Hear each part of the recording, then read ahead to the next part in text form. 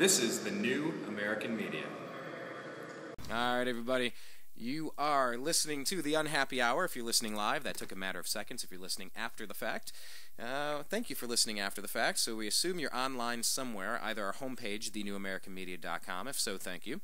If you're on our YouTube channel, youtube.com/thenewamericanmedia, thank you so much. Do us a favor, click subscribe, and leave your comments like some of our NBA fans have been doing incessantly. Thank you all for leaving your comments on our page at youtube.com/thenewamericanmedia. If you haven't followed us on Twitter, we're at American_media_, and on Facebook, search The New American Media with spaces in between and like our page. We're talking with NBA scout and lifelong Cleveland sports fan Zak Baris. He can be found on Twitter at ZBaris. That's ZBARIS. All right, Zak, done talking basketball for a second. Let's talk about the debacle in Cleveland. Jimmy Haslam brings in a cast of characters. Hey, it's a new owner, it's a new swagger, it's a new attitude. Here's our new coach, and here we go. You're fired 1 year into a longer contract, paying a guy to not be a part of the team. Let me start with this. Out of all the questions and things I have to say about this, what is the deal with all of these guaranteed contracts in the NFL where coaches are cut, they're fired, but they collect paydays for years and years and years after the fact? Well, it's almost as if Chud won the lottery. Exactly. But getting to the serious side of it, you have to look what Chud did this year at the beginning of the season. The last 8 games, and I'll go through it and why they struggled so badly, at least my take. But this is being from someone who did work in football for a while, at least in college. I do understand the game very well. I'm not just a basketball expert. I've dealt with all 3 sides. I just want to get to this. I actually interned for a major sports agency in the baseball division back when I was in college, and I worked with the Arizona football team for multiple years. So just getting to it, I wanted to start off by saying that the Browns started off 0-2. You saw what they could do when they had a quarterback, and I think some of it had to do with the fact that Chud started off the year with Brandon Weeden. Yeah. Going against the front office's wishes. But he was the first rounder. He was the incumbent. You had to go with him over a guy, Brian Hoyer, who had never really played before. And when Weeden got injured, I think Chud played the perfect game. I don't think the Browns would have won that game without Chudzinski as the head coach up in Minneapolis. They had the fake punt. They had the fake field goal. It was just excellent coaching, excellent play calling. They won that game up in Minneapolis due to coaching. And Brian Hoyer played well too, but, I mean, that was one of the best coach games I've ever seen. And then you go to Cincinnati the following week, and against Cincinnati, Browns team, and they whooped Cincinnati. I know the score is only 17-6, but the Browns were fighting to score again at the end. They blew them away. And you go to the next game against Buffalo. They win that game. Hoyer goes down. The next game against Detroit, you had to go with Weeden. He played incredibly well in the Bills game. Threw the big touchdown. He played well. And what do you know? And he collapsed in the fourth quarter against the Lions. I don't know how much. I think that was partially Weeden's fault. They couldn't. The offense never seemed to carry over the success from the first half to the second half, and Weeden struggled. I don't think it was a wise idea to throw Campbell up on the field in Green Bay for his first start of the year. So you go with Weeden again. They did that. Weeden got crushed. In the next game, Campbell's in there against the Chiefs, plays very well. Devon Best doesn't muff the punt. I don't know how you blame that on coaching. Travis Benjamin tore his ACL in that game. Best goes, returns the punt, muffs it at the 35-yard line when they could have just marched right in. They had all the momentum in that game. They lost to Kansas City, but it was a hard-fought game. You go and you beat the Ravens the following week, and you're 4-5. That's what you do. When good teams, the reason they make the playoffs is because they have depth, or they're incredibly healthy the entire season. It's one of the two. And when you don't have depth and you sustain injuries, your team cannot compete. And that's exactly what was wrong with the Browns, having 10 undrafted rookies on their 53-man roster this year. You don't achieve success along those lines, and it just doesn't work. So when the Browns had those injuries, when Travis Benjamin went down, when Brian Hoyer went down, there were injuries among the offensive line. Desmond Bryant went down. Billy Wynn was injured. I mean, it was just all over the place. They had injuries. Javal Sheard was injured. Mingo wasn't ready yet. The secondary had numerous injuries. And the problem is when you have a bunch of undrafted guys who aren't ready to come in and play yet, and the depth is a huge factor on an NFL roster, you're going to lose football games. Now, they should have beaten Jacksonville, and they should have beaten New England, but the Jets. But it just is what it is. When you don't have talent at the end of the season, you're not going to win football games. What did the Browns front office want him to do? He didn't have a running back all season.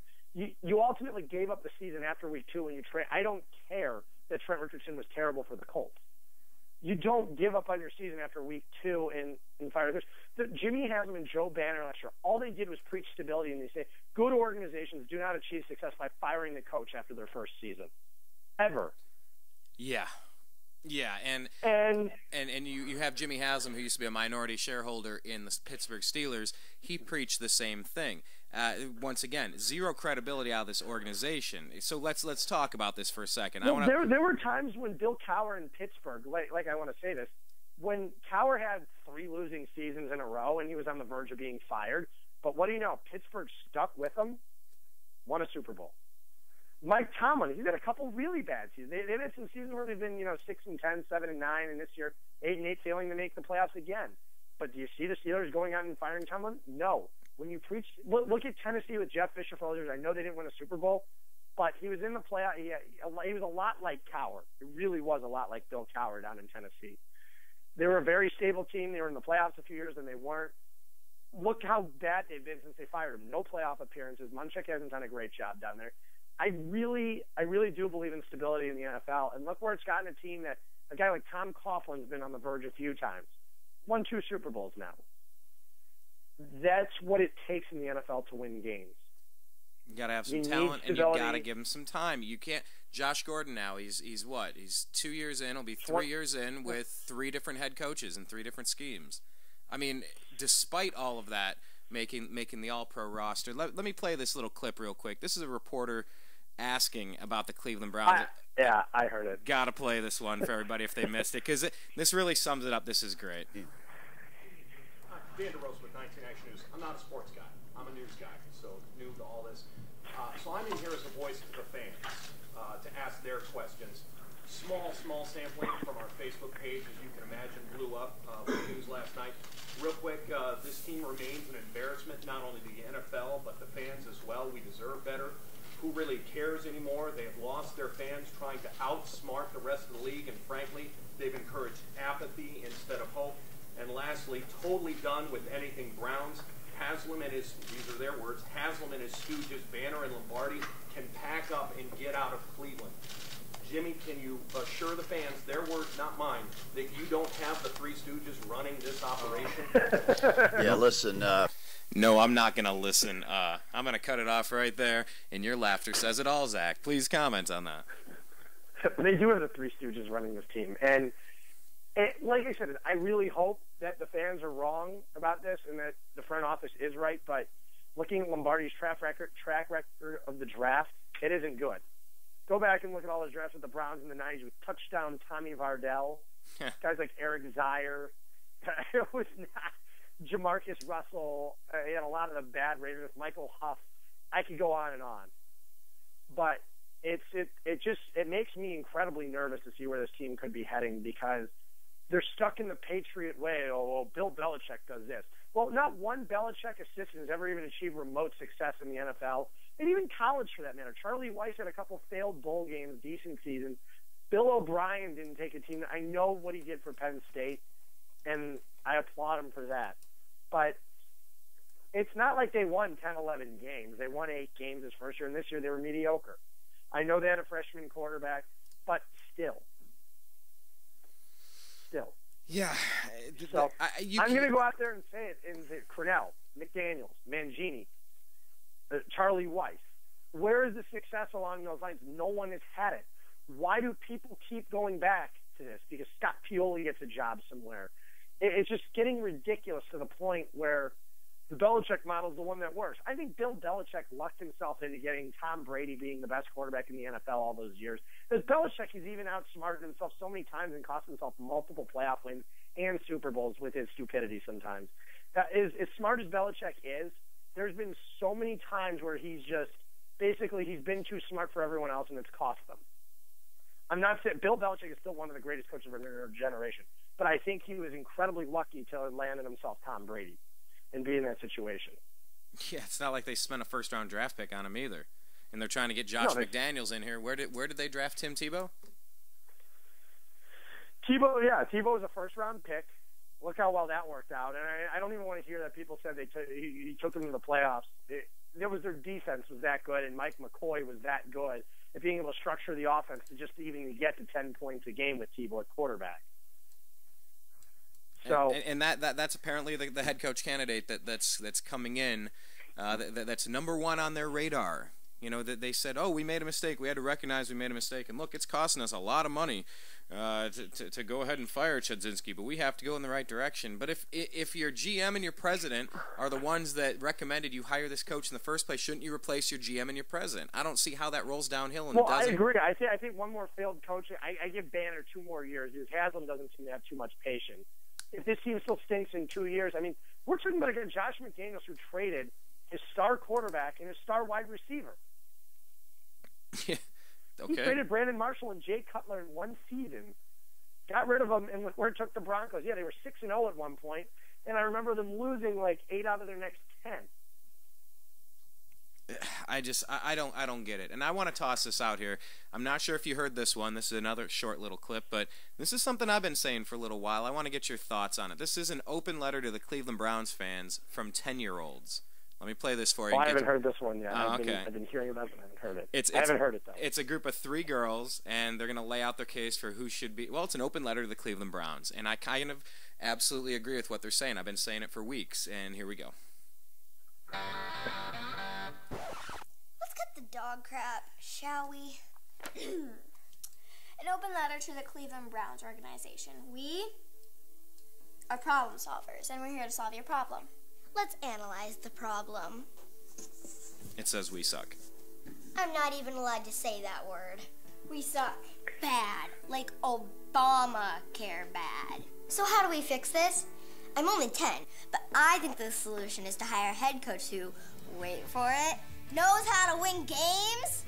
I'm about to get a little scientific here, but there seems to be this freaky correlation between being a proven winner and winning games. And so if I own the Browns and I wanted to, what's the phrase I'm looking for? Win games? I would go after someone who's won year after year. Who's won national championships. And has even won against current NFL coaches. Win, win, win. Wherever he's been.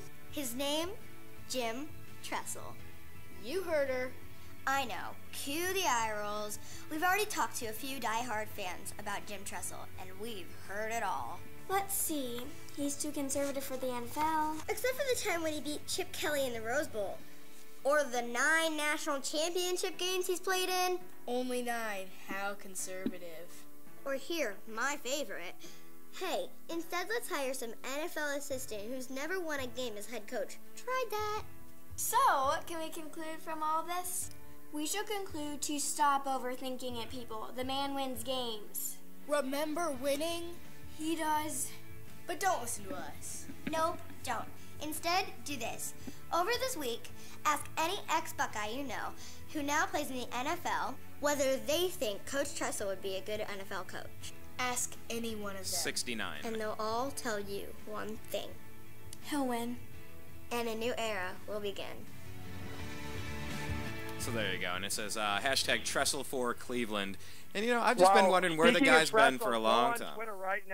Go on Twitter right now. Jim Tressel's interviewing for the Browns job. I swear to God, according to Mary Kay Cabot.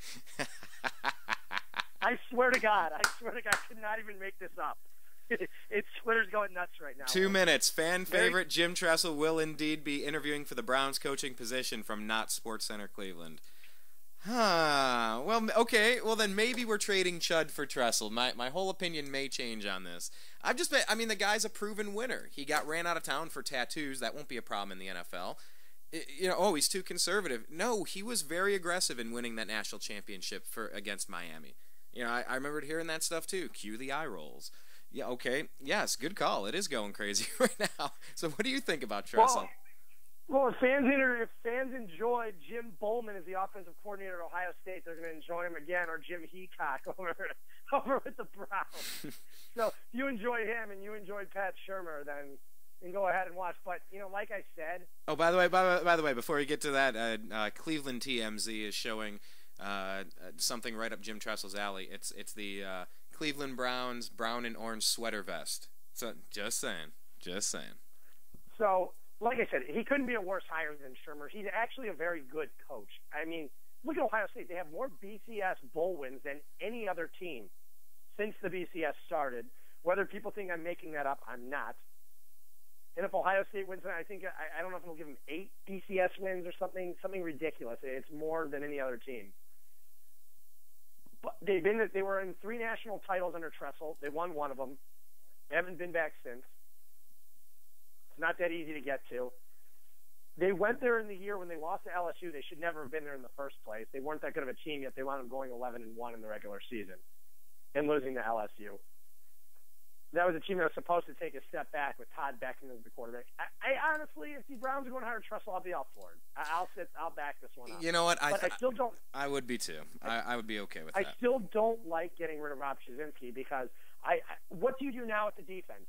What if you bring in a coach that employs a 4-3 defense? You just brought in all that personnel last year. You drafted Barkevious Mingo. You signed Paul Kruger. You transitioned Jabal Shear to an outside linebacker. What do you do now? Can Mingo be a down lineman? Can Paul Kruger play in a down set? I don't know. I don't sit there, and I'm not working, so I wish I knew, but I don't know if he can. But it's at the point where the Browns are just – they've gotten themselves in a huge mess, and I think if you keep McDaniels going in 3-4 – but if you're giving me the choice between McDaniels or Tressel, I'm taking the proven head coach in Tressel. I'm taking the guy who I know can coach and has done a hell of a job of developing his players at Ohio State. Don't forget what he was doing with 2- and 3-star recruits, guys like Brian Robisky. Troy Smith wasn't a 5-star recruit. Yeah, he had guys like Teddy Ginn, but a lot of times he was taking guys that were under the radar, and he really developed his talent better than anyone I've ever seen. And don't forget, this isn't just a Jim Tressel Ohio State thing. This is Youngstown State championship after championship after championship. Well, this is also a guy from Baldwin-Wallace that is from Cleveland. He understands Browns football. I know Chudzinski did too. But and I know we're going to hear the same thing about McDaniels. It really seems like they're trying to bring in a Northeast Ohio guy. That's what I'm getting at with the first hire with Chudzinski. That surprised everyone in the first place, and people had him doubt it. But I really hope if the Browns, for the candidates they're interviewing, if they're going to hire McDaniels or one of Lombardi's old schlumps, I'd much rather have it be Tressel than any of those guys. Any of them. Okay, well then who do we go after at the number 4 pick? Is Bridgewater a lock to go? Now we get to play. I don't think Teddy Bridgewater is a lock to go number 1. I think the first 4 picks will wind up shaping out like this. This is before this is pre-combine, but I think you'll have, in some form, Teddy Bridgewater, Blake Broyles, Johnny Manziel, and Jadeveon Clowney. I tend to think Clowney will go number 2 overall for this reason and this reason only. The Rams, I doubt, will be taking a quarterback at number 2. Doubtful. But they're saying they might want to end the Sam Bradford experiment. Well, I would if it were me. But if I'm the Rams, what I do is I bring in a guy like Josh McCown who can compete with Sam Bradford for the starting job. McCown was incredibly successful this past year in Chicago as the starter when he came in. He was incredibly successful. That's what I do. I give Bradford competition, a viable backup who I can throw money, who's much better than Matt Flynn, and bring him in, and then the Rams can go and draft guys around him. But if St. Louis is ever going to take a quarterback and end the Sam Bradford era, this is the time to do it. You do it now. Yeah. Because you'll have 2 to 3 quarterbacks on the board that are maybe even 4 quarterbacks. Let's say the Texans take Jadeveon Clowney number 1 overall. They're not going to, but let's just say they do. You still have Derek Carr, Manziel, Broyles, and Bridgewater. 3 of those 4 quarterbacks are guaranteed to be on the board when St. Louis picks it too. Do you like Johnny Manziel?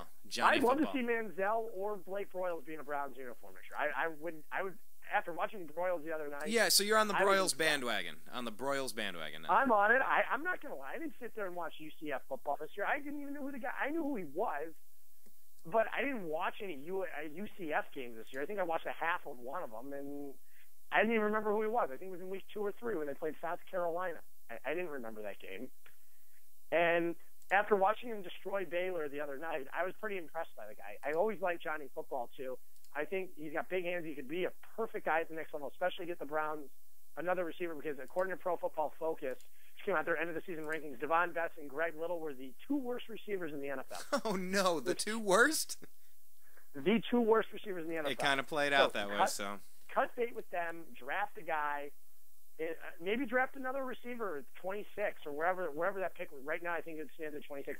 I doubt Mike Evans is going to be on the board from Texas A&M, but if you draft Johnny Football, what a great combo that would be to get Evans, Gordon, Jordan Cameron. The Browns would have some major weapons. Need a running back, though. Ben Tate. Need a running back. Ben Tate. It's going to wind up being Ben Tate. Ben Tate's always he's very injury prone, though. It's going to be Ben Tate. He's a Lombardi guy. Trust me on that one. When I say that one, he's probably going to end up in a Browns uniform. Lombardi seems all too predictable. The national media has predicted everything they've gone on to do so far, and everybody's predicted it right with them. And it's been no surprise. The Barkevius Mingo pick was the worst kept secret in the NFL draft this past season. I tend to think that the Browns go do and draft Johnny Football. Go ahead and do it. I tend to think that I don't know what year Cook is from Michigan State, but he seems like he could be a decent enough quarterback. He reminds me a lot of Brian Hoyer. After watching the game, they played a nice conservative game. They were able to air it out at points. I was really impressed with Michigan State the other night. I have to say, it made me really miss Tressel ball. It really did. I was openly rooting for Michigan State. I like Stanford, but I want the Big Ten to win. And I was impressed. Michigan State played a really good game, and sometimes it makes me wonder, what if they were playing the national title game? If they wouldn't have had that bad loss against Notre Dame early in the season. Yeah. You know, I'm reading here on Twitter, it says Browns fans can count on one thing. If they hire Tressel, Johnny Football will not be your quarterback. He will have a game manager and a solid run game. And I just replied, really? Just like Troy Smith? So, I mean... Yeah, Troy Smith was not a game manager. Either was Terrell Pryor. Terrell Pryor is exactly like... He's a lot like Manziel. He can run. The comparisons there, I think it's a stupid thing. They're not going to have what's his name, Jackson, who was the quarterback with with Joe Germain. They're not going to have Stanley Jackson and Joe Germain are the quarterbacks. I mean, Tressel's not that conservative when they were in the Cooper era. He's not like that. I'm not too worried. Tressel did throw the ball at Ohio State. It's not the Krenzel thing. They just had success with Krenzel. They didn't have a great quarterback. They brought in Justin Zwick to be the next big thing. He just didn't succeed. Troy Smith came along. Troy Smith was fantastic with the Buckeyes. And Terrell Pryor had some damn good years too. And if he wouldn't have screwed up and had to bounce and go in the supplemental draft, you're talking another potential Heisman candidate. I was at that Oregon game. Pryor still went to 3 BCS games, won 2 of them. Lost the Fiesta Bowl his freshman year, barely against Texas. Barely did they lose that against Texas his freshman year when he was a true freshman. Sophomore year, they won. I believe they won the Rose Bowl against Oregon, and the next year they won the Sugar against Arkansas. So if he had a lot of success in college, Tressel did a good job with Terrell Pryor. Now, it would have always been wondered what would he have been like in Urban Meyer's system or Rich Rodriguez's system. I don't know. It's something we'll never know. But Pryor did have ultimate success. They just didn't get to the national title. I have a feeling if the whole scandal wouldn't have happened, they would have been in the national title game the next year. Absolutely. Absolutely. That team was poised for great stuff, and it just rocked the entire organization. You know, your starting receiver was DeVere Posey was suspended for the first 4 or 5 games. Your starting left tackle, everybody was suspended on the team. Starting running backs, starting quarterbacks. Your 4 most important positions in football on the offensive side of the ball were suspended. So you really, I mean, for the Buckeyes to even go to have 6 wins that year with Joe Bowser as your quarterback and a freshman in Braxton Miller's actually semi-impressive. But looking back, and I think Tressel would be a good fit with the Browns. He brings stability to an organization. He brought stability to the Buckeyes, where they could not beat Michigan for years in the Cooper era. He did not lose against his rivals. That's something you want. You want a coach who can beat his rivals year in, year out. And nobody did it better than Tressel at Ohio State. He did not lose. He didn't lose to Michigan. I'm liking this more and more. I'm warming up to it. Someone brought it up the other day. I was at a friend's house. Someone brought it. There you go. Tressel with the Browns. And I was like, funny. And then he was going on more about it. I said, you know what? I said, who can be worse at this point? I said, I like Tressel. The guy's an experienced head coach. He's been able to deal with people. I'm sure he's learned from his last lesson, which he won't even have to deal with in the NFL. You know what? Just go for it. At this point, I'm at the point where I think a lot of Cleveland fans would ultimately be happy with the move, and I think it helps. I think it helps bring in a lot of season ticket holders that are looking to drop their tickets after that season. Josh McDaniels is not going to cause anyone to renew their season tickets. I will tell you that right now. Yeah, maybe he deserves a second chance in the NFL, but if you're giving me the choice between McDaniels and Tressel, I'm going to take Jim Tressel. That's me personally. I'm not trying to be an Ohio State homer. Just look at the guy's track record at Ohio State. He always won. And Youngstown State. Everywhere he goes, he wins. He won. He lost 2 national titles, but he still beat arguably the greatest college football team of our generation. Miami. In one of the most well-coached football games I've ever seen. And they were aggressive in that game. They were not conservative in that game. Had they not gone for some of the aggressive plays they did, they wouldn't have won it. And no, exactly. I like this. Tressel is sometimes ultimately too conservative, but look who the Browns' most successful head coach was in the past 30 years, who is arguably the most conservative coach in football. Marty freaking Schottenheimer. So go along those lines, and it translates into success. Marty was always successful. Yeah, he didn't win in the playoffs, but Tressel won multiple BCS games. He won the Fiesta Bowl against Kansas State, Notre Dame, Miami. I mean, he lost to Texas. He won the Sugar Bowl against Arkansas. He beat Oregon in the Rose Bowl. The list just goes on and on. He had a lot of success with Ohio State. I'm loving this. This article was these 3 girls putting this out there. What was it, 2 days ago? It already has 69,000 views, 762 thumbs up, and 86 down. So 700 to 80. I don't think we're the only ones. I'm warming up to this. I'm getting hyped. Now that it's actually happening, this is the most I've liked the Browns possible interviewing someone so far. I'm so sick. I really am. I'm just sick of hiring the coordinators. Hire someone with experience. Do not hire Jim Schwartz. There's a reason he was fired in Detroit. The team had absolutely no discipline. They were the most penalized football team in the NFL. It drove me nuts to watch the Lions because you're sitting there going, this team could be a 12 or 13 win football team with the talent they have.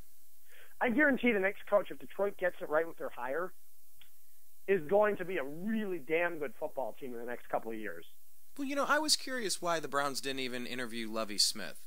I mean, that guy was very good, very consistently good with the Bears for a while. He couldn't get over the hump, fine. I mean, whatever. He was fired for a reason, too. That was a tough division to get over the hump in, though. And that's fair. But why didn't the Browns interview him? That's a guy with head coaching experience that actually knows how to do it. Because he's not a Lombardi guy. I could care less about Lombardi guys. People keep bringing up the Jimmy Sexton thing with the agent connection, but as far as I know here, is that McDaniels, I don't know if McDaniels is a Sexton guy or if he's a Neil Cornrich guy, but it seems as if the Browns would not be opposed to hiring a Neil Cornrich client either. Well, I think it's the same. McDaniels has the same agent that Chud has. But Belichick has always been a Neil Cornrich guy. His whole staff, Pioli, all those guys were Neil Cornrich guys. And Neil's office is over in Beechwood. He's over in Cleveland. Okay. I have known his family for years. Well, and he's a damn good agent. He's the best coach. He's the best coaching agent in the NFL. It's not even close. He's always had the top tier coaches in the NFL. Neil knows what he's doing. He's a hell of an agent. I'm almost positive. I'm not almost positive. I want to say that Tressel, I think, is represented by Neil Cornrich. Okay, yeah, I don't know off the top of my head. I just know that it's very weird to me. I started off the segment here talking about the Browns, saying, why are they giving these 4-year guaranteed deals? Why isn't it like a 1+ incentive or something? Like they're not going to sign up unless they get these longer-term deals. That's the deal. Nobody wants. Rob Chudzinski wouldn't take 1 year guaranteed. Who wants a 1 year guaranteed? And you're sitting as a lame duck. Isn't he a lame duck anyway? I mean, he was fired anyway. No, not necessarily. Yeah, but he got $10 million. You're not going to have a coach $14 million over one season. You're hoping that he pans up because what if, let's say that Chud would have taken the Browns at 12-4 this year, he would have been on the market for 6 or 7 other teams that fired their coaches, going, listen, we'll give you $12 million a year to coach here. We'll give you that. If you're going to win in Cleveland, which nobody can do, you're going to come here. That's why coaches are always signing the 3 to 5 year deals. They do it for a reason. You want to lock up what's good. You don't want to let someone walk in free agency. It's not what you want to happen. I mean, let's say the New York Jets fail to re-sign Rex Ryan, and they go out there and Rex winds up winning the Super Bowl and decides to negotiate a deal after season. Rex then becomes a free agent and can go wherever he wants to. Any coaching opening he'll have in his bag at that point. And that's the scary thing about having a lame duck coach like that. I'm not saying Rex Ryan is going to win a Super Bowl because I doubt the Jets will, but if the Jets bring the quarterback, They have the chance to be a decent team. Okay, well, I'm officially liking this. Now I'm getting into a Twitter battle also with the guy talking about Tressel being conservative. He's like, look at Troy Smith's numbers. They won by running the ball and great defense. He didn't make mistakes and took care of the ball. No, he won the Heisman. He clearly made a ton of plays. I don't know. He made a ton of plays. I remember Troy. Whoever this idiot is, I'm sorry, needs to go back there and watch film on Ohio State. Because from what the Troy Smith I remember was making plays with his legs, was making plays through the air. He was phenomenal. Okay, Adam Schefter 3 minutes ago is reporting the Browns official has said on the report. Okay, Browns official on the team's reported interview with former Ohio State head coach Jim Tressel. Quote, totally false. A lot of BS coming out about us. End quote. But every major sports writer has retweeted it. From 13. Wait, what did he say again? Yeah, Browns official is saying that the Jim Tressel interview is totally false. A lot of BS is coming out. And Not SportsCenter Cleveland is saying that the interview reports are coming from 1350 in Akron, and it's been retweeted by every major Browns writer. But that's. I'm gonna sit here. If the Browns writers, I know a lot of them are really uninformed. But if Jim Tressel is going to be interviewing the Browns can deny anything they want. Teams always sit there and deny before it's official. They always do that. You know how the NFL works. They'll deny, and then it happens. No, the Cavs aren't gonna confirm Mike Brown. What do you know? He's the coach a couple weeks later. Teams do that. They do it all the time.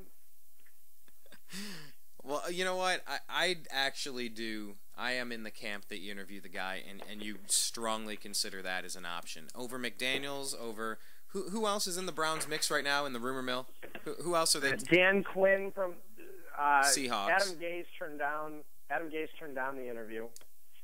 For right now, I mean, I think it's McDaniels and some other people, but I mean, I'm not a fan of any of them.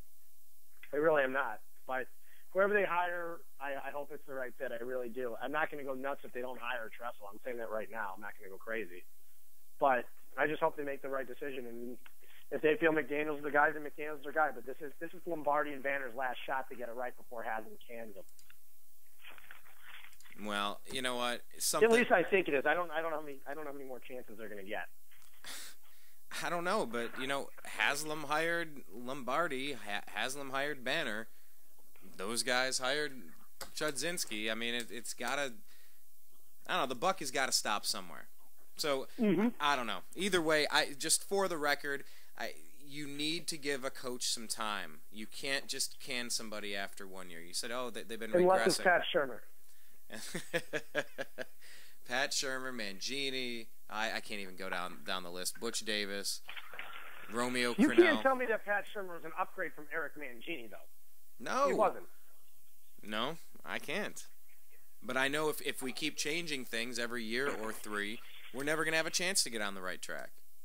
No, never. So that's the problem. I don't like hiring the coordinators. I want a head coach who's at least had some experience in it with at least remote success. That's why I liked Jeff Fisher a year ago, and then he became the coach of the Rams. He would have been a good fit. Bring stability to an organization that's lacked it for over 20 years. And you just think about an organization. Look what the Indians did. The Indians went from having Eric Wedge, who was terrible, cost them a World Series probably, to going and hiring Manny Acta, which was another bad hire. At the time, he was probably the best guy in the market. He was a young manager. Didn't do well. So what did they go out and do? You hire the best manager in all of baseball. Besides, this is the guy who has 2 World Series titles, constantly in playoffs every single year, other than 1 year. And what do you know? The Indians go from being a 69-win team to being a 92-win team. It goes up like that. They go for 23 wins in one season is unheard of in baseball. It really is. Worst to first? I applaud what the Dolans did last season. They went out there, they spent money, and they brought in the best manager they could find in baseball. And look what it translated to. I know they didn't go very far, but they still made the playoffs. Now I'm on head coach alert. You've already seen Lovey get his job. You already saw O'Brien get his job with the Texans. I mean, teams are moving fast to get their people. They're moving very fast. Let me ask you this: how long do you think before the Browns make a decision? I really don't know. I'd say 3 weeks. Tressel, McDaniels, or otherwise, probably. Okay. Once a few of the playoff teams have been knocked out. Well, it depends how long New England goes until. I mean, it could be until the beginning of February if it's Josh McDaniels and they make the Super Bowl. All right, we'll see how it goes. Let's do this then, real quick. We'll hit reset. I just want to come back. Thoughts on the Well, since we talked so much, damn Jim Tressel in the last segment. Just thoughts on the Buckeyes in general, the bowl season in general, and what we have to look forward to tonight against Clemson as Ohio State tries to bring home another BCS. Not a championship, unfortunately, but a BCS bowl game. 5:30, which is why we're doing our show at a special time here for the Unhappy Hour. My name is Brian Engelman. Thank you for listening to the program. Please be sure that you follow our guest, Zak Baris, on Twitter. He's a lifelong Cleveland sports fan and NBA scout. Good sports insight. You can find him on Twitter at @ZBaris. That's ZBARIS. We'll be right back in a second here on the TNAM Radio Network. You are listening to the New American Media. All right, everybody. We had our fun with our Jim Tressel rumor. I love it, by the way. I would totally support that, and I would put a moratorium on booting him after a season, 2 or 3. Give him 4 years, just like a college kid. Give him freshman year to senior year. Let him get. He knows how to coach, but it might take him a little bit of time in the NFL system. I'll just start by saying this: the guy's had success everywhere he's gone. Everywhere. Well, except in front of a NCAA board of appeals. Yeah, but people didn't think he would be able. People were shocked when Ohio State, one of the biggest programs, hires a D1 AA coach. His second year, they're in the national title game and they won. So, focusing now just on the Buckeyes alone tonight, I really don't know what to expect, especially since Bradley Roby's not playing, Noah Spence has been playing, and Ohio State secondary has been terrible all season. We saw how bad they were, miserable they were without Bradley Roby in the Michigan State game for part of it. And this worries me big time. I mean, Taj Boyd has struggled down the stretch, and Clemson hasn't exactly lived up to their expectations this year. They got blown away by Florida State. They got beat pretty badly by South Carolina. So I think Ohio State, as long as Ohio State can move the ball on offense and keep a steady pace, I think they can beat Clemson. But they need someone to cover Sammy Watkins, or it's going to be a long, long night down in Miami. Yeah, all season long, that Ohio State Buckeye secondary, they were suspect. Even when I went to go see them in person at Berkeley, just the long plays were way too much. Even with Guyton in there lighting it up like he did, I am concerned about it. Taj Boyd can air it out. We'll see how it goes, but I mean, I get the feeling that the Buckeyes are going to have a chip on their shoulder tonight. I really get the feeling that Urban is going to get them into the right mental place, and I think they're going to come out with. I'm expecting this, Zach. I'm expecting to see an angry Buckeye team, a focused, angry Buckeye team. Is that fair to say? Yeah, I mean, I just hope they don't come out like Alabama did last night and say, "Oh, we should have been playing the national title game. We have nothing to play for." I don't even know if Alabama did that last night, but that was the worst I've seen Alabama play in a long time. I mean, Alabama just ended the season with 2 straight losses, and they got dominated by a decent Oklahoma team. I thought Oklahoma played a very good game. They're going to be Oklahoma with Knight. They're going to be a top 5 team going into next season. I'll tell you that right now. The way they played last night. Yeah, no, they look damn good. That's a freshman. Nobody expected that. They kept it a secret the whole time. I mean, Don't play your quarterback until the bowl game. Yeah, don't start him all year. Start Bell Dozier. That guy. Be one of the most offensively challenged teams in football, and then go bring in your freshman quarterback who just lights it up last night against Alabama, who still arguably, people were saying going into the game, could still be the best team in the nation. Yeah, I've enjoyed the bowl season. My Bowling Green Falcons lost, but I mean, what have the highlights been for you so far? Like any games stand out? I mean, Michigan State represented the Big Ten really well. I was happy to see that out of the Spartans. The BCS games have been good. I really haven't watched much else though. Yeah. I only watched the Falcons game because that's where I graduated. But no, I'm expecting something good out of the Buckeyes tonight. It really does stink not having a chance to play for all the marbles. But maybe this team just wasn't that good. That they just weren't good enough with that defense. It might be a blessing in disguise, because it would have been so bad to go in there on the national stage again and get beat 40-0 by FSU. Yeah. Because Florida State would have scored a ton of points on top of it, and our defense isn't even in the top 100. Not just that it's okay. It's not even okay. It's not even in the top 100. So, I don't know. No predictions, but who do you think is going to be the Buckeyes' offensive player of the game? Do you think it's going to be a run-heavy game? You think Braxton's going to air it up? What do you? Carlos Hyde. Carlos Hyde by long shots. That's what I'm going with. Okay. Well, I'll tell you what, man. We've had a fun time talking Andrew Bynum on the Cavs. We've been talking Chudzinski, the Three Stooges, and Jim Tressel with the Browns. All the Buckeye stuff. I mean, the football stuff is going to calm down a little bit here. But when is the? Let me bounce back right to the beginning, though, because I forgot to ask this earlier. When is the NBA trade deadline? February. Okay. February 19th, February 20th. And what they have is what, a couple of days for Bynum before you can cut him. It's something in the contract. He needs That's to be not the traded by trade January 6th. Okay, in order to do that. And why is it? What is that deadline about? I had that confused Because with the trade deadline. that's the mid-season mark. I believe. Okay. That was the point. That was the point where they said they could cut him. Gotcha, which is $6 different. million. That was the deal in his contract. Okay, cool. Hey, thank you for helping me clarify that. Well, hey man, we got a Buckeye game to prepare and for. Look forward to meeting up with you in Vegas this week. So give me a call when you get the chance, and we'll definitely meet up. Zach, long overdue. Very much looking forward to it, buddy. Hey, enjoy the rest of your day, the rest of this week, and yes, we're gonna be talking very soon. I promise. All right, buddy. Where are you staying at, by the way? Just curious. I'll give you a call in a couple minutes. Okay. Thanks a lot, Zach. Take care, man. Bye-bye. Make sure you're following Zach on Twitter. He's at ZBaris. That's ZBARIS. And here's what we're going to do. Yeah, definitely follow Zach. He's a funny dude. He really knows his sports. The funny thing about the New American Media here is we tend to have permanent co-hosts. Hey, you want to come in for a segment? Hey, what about next week? Hey, you know what? This is working good. So we like having Zach back on the program, and we're going to do the same. We're going to hit make the hard pivot, plant our foot and go in a different direction here, and we're going to get Blake the eccentric Wally. We're going to talk about the top news stories of the week that you might have missed. We're going to switch gears from the Unhappy Hour, the only Cleveland-centric, Los Angeles-based sports show that I'm currently aware of, to Agree to Disagree.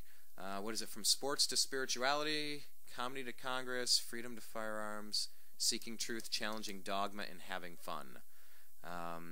The Agree to Disagree is a place just like the name says. Let's talk about spirituality, finance, politics, religion, all the things you're not supposed to talk about inside of a bar. That's what we do over there. So if you like the sports, jump over here. Sometimes politics is a distraction from my lousy sports, which, can you go figure, you distract yourself from sports with politics? Yeah, sometimes. But the politics, that's the real life and death stuff, the stuff that really affects us. Why is the inflation killing the purchasing power of our dollar? The inflated stock market, when is it going to crash? What's going on with Fukushima? Why did the government just buy 16? Oh, man, I forgot the number.